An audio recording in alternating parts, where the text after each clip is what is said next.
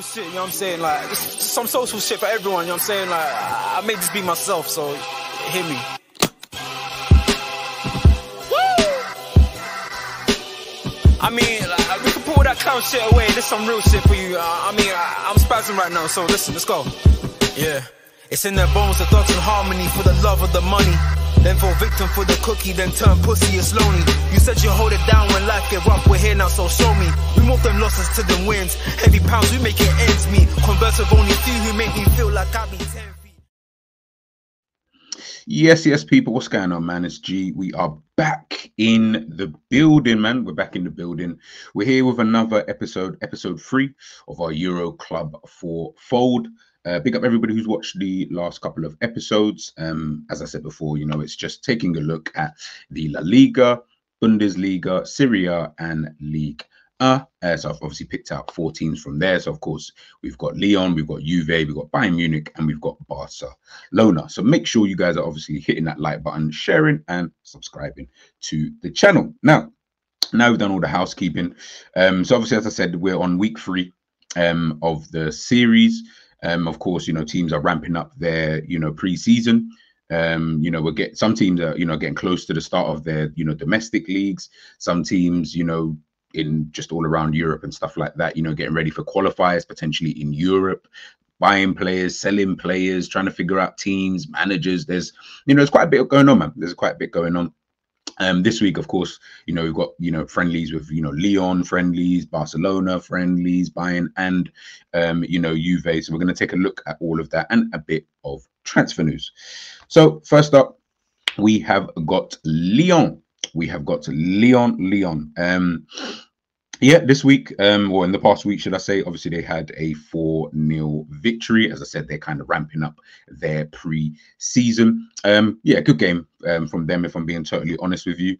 Obviously, we got to see new striker or former academy product, Miko Tuatse.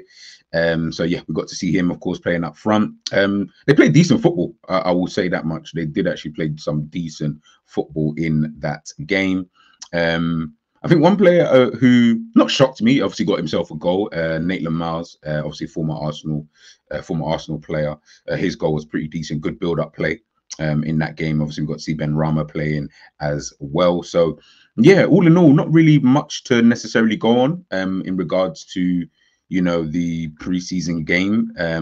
Yeah, they were all over their opponent, if I'm being totally honest with you. So, yeah, 4-0 was a just deserved victory. And as I said, they're kind of ramping up their own, you know, preseason. And, you know, they've got Europa League to kind of contend with this season. So, yeah, it'll be good. And I'm hoping that, obviously, we'll talk a little bit about the transfer news, but even on the transfer front, I'm just hoping that they're able to get in the players that they want to get in so that they can have a good start to the season. Because obviously, we know what happened last season with Lyon, everything that was kind of going on, you know, behind the scenes, you know, with the club and stuff like that. Like, I want Lyon to, you know, maybe selfishly just because of the series, but, you know, I mean, it'll just be good to see, you know, how they do, especially when they know you got teams like PSG already, you know, they're going to be the favorites for everything next season in France. But then also you've got Marseille, you know, out here doing their thing as well. So you're kind of like, eesh, you know what I mean? Like, it's going to be difficult, I think, anyway, for other teams to potentially get themselves, you know, in contention for anything. But hopefully, you know, Lyon can have a good cup run at the bare minimum. In regards to transfer news, this one kind of shocked me. We've got Ray and Cherki, star player, you know, in their team, you know, coming up through the youth ranks. This is a player who a lot of people know what he's about. I think he's currently away with the Olympic team. I think he is. Yeah, I think he is. You know, managed by Thierry Henry. They recently just defeated Argentina, I think, in the quarterfinals. So I think they're through to the semi-finals now. But it says here, you know, put up by Fabrizio, Cherki is convinced about the Borussia Dortmund project. As reported last week, he's keen on the move, but deal depends on the club. Lyon insist on sell-on clause to give the green light for this summer. Club-to-club talks are still needed.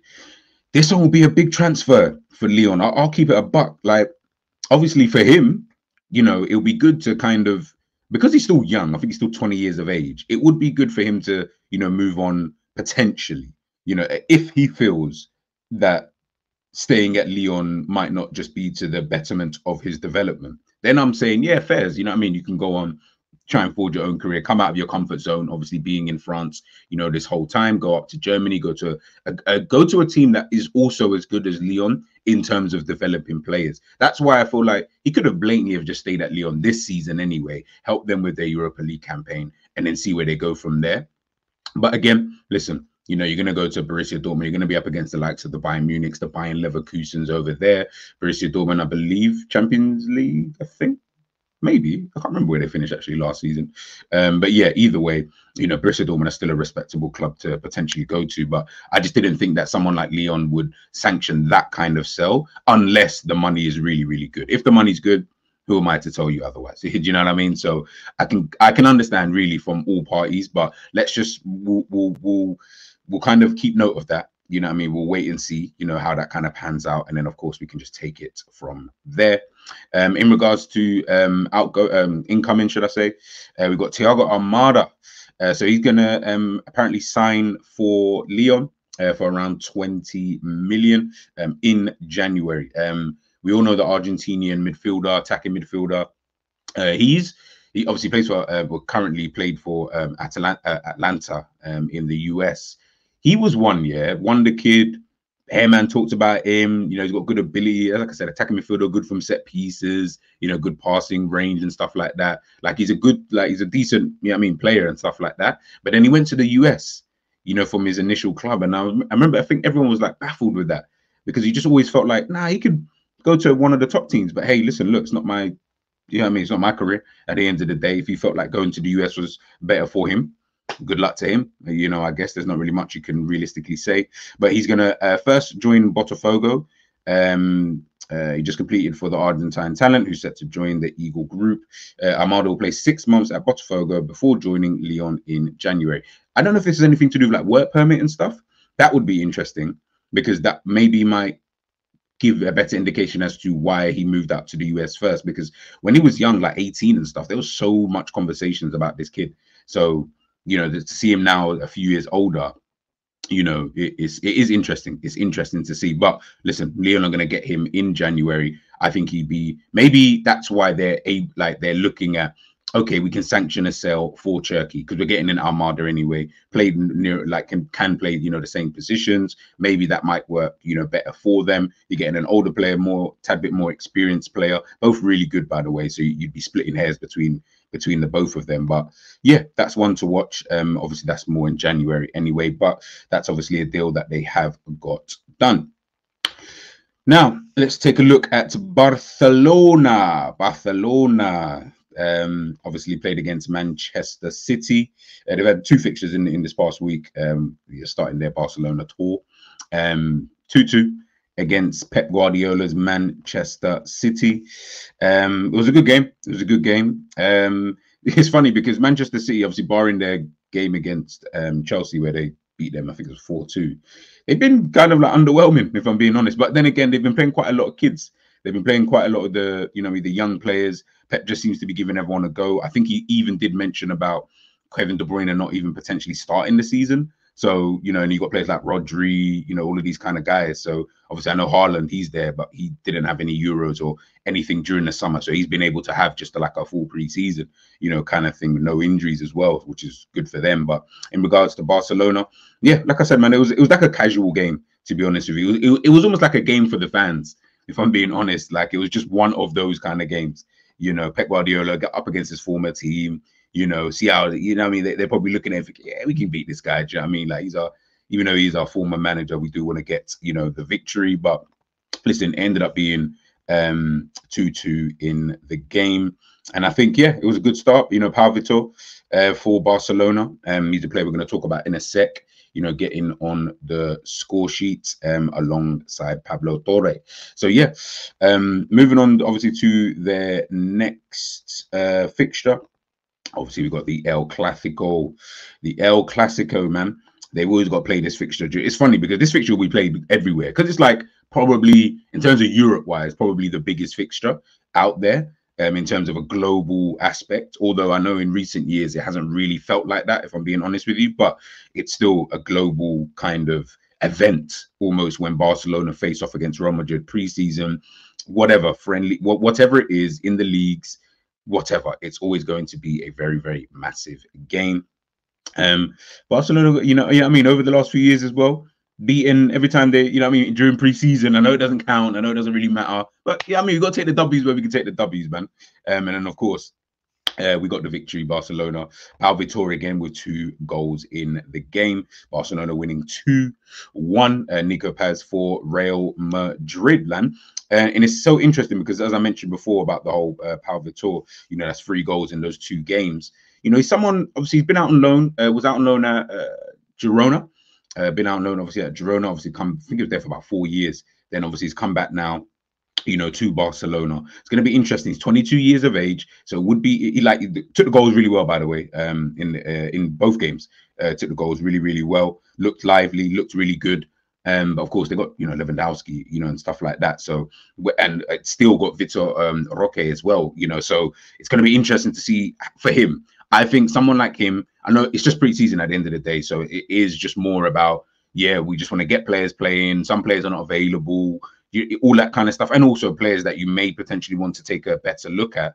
But where he's been away for the last 4 seasons, I wouldn't say he's lit it up, if I'm being 100% honest with you. Obviously, he's still young, kind of thing, but he hasn't lit it up in that kind of sense. So he's not like he's coming into this like, off a really, really good loan, blah, blah, blah. He's, I mean, scored most of his goals for Girona B side, was on loan at Sabadell as well.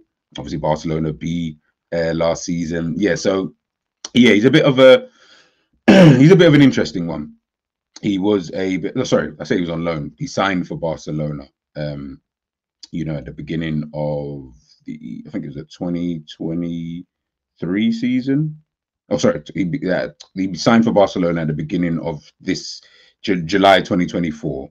He joined on a permanent signing, but he was kind of like, he went on loan obviously to Sabadell prior to that, whilst being at Girona. My apologies. So he was at Girona originally for 4 seasons, went on loan to Sabadell. Obviously, then he officially signed for Barcelona B, although they did loan him out to Barcelona B side for the 23-24 season before Barcelona decided to sign him. He scored, so obviously that was last season, scored 18 goals in 35 appearances. So like I said, he seems like one of those kind of players, 22 years of age. I'm like, I kind of get it as to why they would sign him. Maybe back up potentially. Hey, maybe they just got faith in him. But like I said, he wasn't really putting up any trees, so to speak, considering who they have got. But we know what Barcelona is about in terms of like these youth players and these young players. So I think it's just really one to really watch. In regards to like transfer news and stuff like that, again, we not really much going on, to be honest with you. Obviously, we've got the Dani Olmo news. Leipzig are not making negotiations for Dani Olmo easy. They are not accepting the payment in installments. We know Barca, man, the man ain't got money like that. You know what I mean? They haven't got like the cash to just put the money down and let's go. So they're trying to do as much as they possibly can in order for them to be able to get this deal done. If RB Leipzig don't want to do it, they're not going to do it. It's really that simple. So they're going to have to pull their finger out their arse, or they're going to have to sell some assets. And I know they probably don't want to, but that's looking like the road that they're going to end up having to go down if you are trying to sign Dani Olmo. But again, that's of course one to watch. Moving over to Juventus. Obviously, Juve 2-2 in their previous fixture against Brest. Obviously, debuting their new away kit. Don't really like the kit, by the way. I don't know, just something about it. Not really my stilo, but it is what it is. Another kind of average game. Do you know what I mean? I know obviously we're going to get onto the transfer stuff with Juve, and there's quite a lot happening. So I know that's probably playing a part. But so far in preseason, I haven't really been impressed with Juve. I'll be 100% honest with you. In terms of style of play, the way that some players are even performing, haven't really been feeling it. But again, I know it's only preseason, at the end of the day. But with everything that's going on behind the scenes with Juve, I feel like it is going to be, it's something to at least take note in. And they might start slowly, potentially, in the league. So it's definitely one to watch when the season does start. Obviously, a lot of the news is kind of centered around, CHIESA. Obviously, it's CHIESA, Thiago Motta's, he stated that he's not really a part of the plans. He's not really a part of the project, which is his right to do so.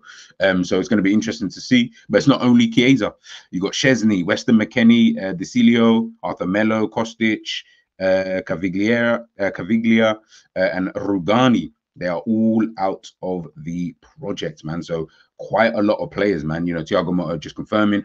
Chiesa and all the other players not called up for today's game are not part of the project. We have been clear with them. They have to find a new solution and new club as soon as possible. The decision has been made. And it's not just, again, it's not even just him.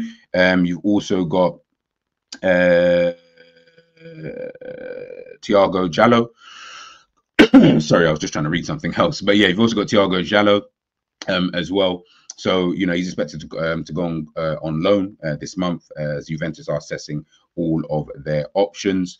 In regards to incomings, Juan Cabal, he signs as a new Juventus player from Hellas Verona. 11 million plus 2 million in add-ons, but Juventus still want one more centre-back. And obviously Todibo is the player that they are looking at. Todibo was obviously left out of the OGC Nice squad. I don't know why I said OGC Nice squad. That's so dumb. Todibo only wants to join Juve as talks continue between the two clubs. So they're still trying to get that deal done. Obviously, we spoke about that last week as well. So it's going to be interesting to see if they're able to get, you know, that done. You got Juve. They've made contact with Nico Gonzalez agents today. He's among the options as new winger. Obviously, as I mentioned, Chiesa going out the door, or looking like he's going out the door. You got Saul, who's obviously moved to AS Roma as well. So, yeah, I mean, this is the kind of player that obviously Thiago Motta wants. Hence why I said they might start potentially slowly if they're not getting these deals in quickly enough. So again, just one to kind of, you know, watch. And then obviously they've also got Coop Miners. Juve have obviously submitted their first official bid to Atlanta to sign Coop Miners. Understand there's a £45 million proposal on the table. It's a lot of money for him. Coop Miners has agreed personal terms with Juventus back in May, up to the club as Atlanta always asks a big fee. So again, if that's it, I mean, he's got in Douglas Luiz, you know, already. He's got Kefren Turam trying to get in. You know, he's trying to get that new kind of midfield. I can see the thing with Thiago Motta. I understand where he's coming from, and I know what he's trying to do in that kind of sense. It's just if you can't get these players in, and this is what we spoke about before. You know, being a Liverpool fan and, you know, managers assessing squads and, you know, all of this kind of talk. And you got new manager here who's, you know, coming with a different style of play than the previous manager who has been there for quite a while, another illustrious club, but he's, you know, he knows what he wants at the end of the day. And I do like that kind of assurance from a manager, but, you know, different club, different vibes kind of thing. And heading on lastly to Bayern Munich, not really much going on, to be honest with you. Both incomings and outgoings in regards to like transfers, nothing new anyway that we haven't spoken about already on previous episodes. Obviously got the Mazraoui to Manchester United. At the time of this video, I don't believe it's done yet. Obviously Manchester United potentially looking at De Ligt as well. In terms of incomings, obviously they have signed Olise, Palhinha as well. Obviously Iracunda is obviously coming, but I think he was before Vincent Company. So at the moment, it just seems like Bayern are just kind of, you know what I mean, just seeing what's up. Potentially trying to see if there's any opportunity, you know, in the transfer market. But of course, we shall wait and see. Played against Tottenham not too long ago, beat them 2-1. Good game, I would say. I think I spoke last week about not really being too impressed with the football, or the football maybe not so much, more the performance of the players. But this week I felt like, okay, the performance was a little bit better and the football was kind of good as well. I will have to admit that, you know, from Bayern Munich, you know, in this game, you can see from the lineup that they kind of had a very strong team, if I'm being honest with you, more or less a full strength team bar Harry Kane, Musiala.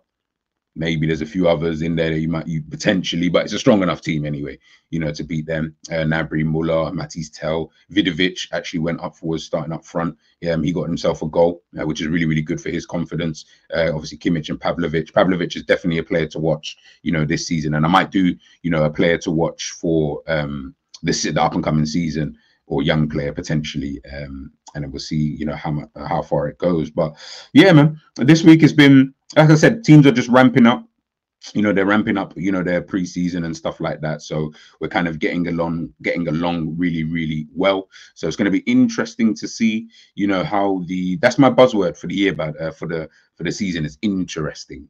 I've been saying it a lot. I've been saying it a lot because I feel like this year, yeah, there is no other word that I can use other than interesting. It literally is. That's the only word that I can actually think of, in a general sense. So let's just wait and see, man. Let's just wait and see. But big up everybody, of course, for tuning in to today's episode. I'll catch you guys next week on episode 4, and hopefully we will have some more transfer news friendlies to talk about. Catch you guys on the other side. Peace.